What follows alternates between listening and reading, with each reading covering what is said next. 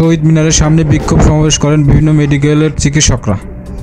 শুক্রবার সকালে রাজধানী জাতীয় শহীদ মিনারের সামনে এই বিক্ষোভ সমাবেশে অংশ নেন সব মেডিকেলের শিক্ষক ও শিক্ষার্থীরা। এই সময় শিক্ষকরা ছাত্র সমাজ ও গণগ্রেপ্তারের প্রতিবাদ করেন। অনতিবিলম্বে নিঃশর্তে মুক্তি দাবি করেন তারা।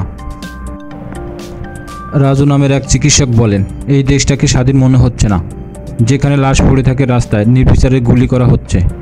এতে আমার ভাই মারা যাচ্ছে, আমার বোন মারা যাচ্ছে, আমার ছেলেমেয়েরা মারা যাচ্ছে। আমরা চাই একটা সুন্দর স্বাধীন দেশ।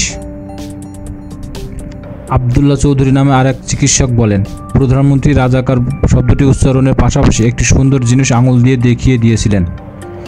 যেসব শিক্ষার্থীরা আন্দোলন করেছেন তারা নাকি সংবিধান সম্পর্কে অবগত নয়। ওই জন্য প্রধানমন্ত্রীকে ধন্যবাদ। ছোট স্কুল ব্যাগে 14 থেকে 15টি বই থাকে, কিন্তু এটি একটা সংবিধানের কোনো লাইনে লেখা নাই। রাজনৈতিক দলগুলো সবসময় চেয়েছে দেশের তরুণ প্রজন্ম যেন সংবিধান না শিখে বড় হয়, যা প্রধানমন্ত্রী নিজের মুখে স্বীকার করেছেন। ডিবি অফিসে বিবৃতি বিষয়ে যা জানালেন 6 সমন্বয়ক। তিনি আরও বলেন, আমরা বলি রাষ্ট্রের মালিক, কিন্তু আমরা কিসের ভিত্তিতে এই রাষ্ট্রের মালিক সেটা আমরা ব্যাখ্যা করতে পারবো না। মুখে বলি এদেশের মালিক, আর অনুভব করি আমরা দাস, আমাদের জীবনের কোনো মূল্য নাই।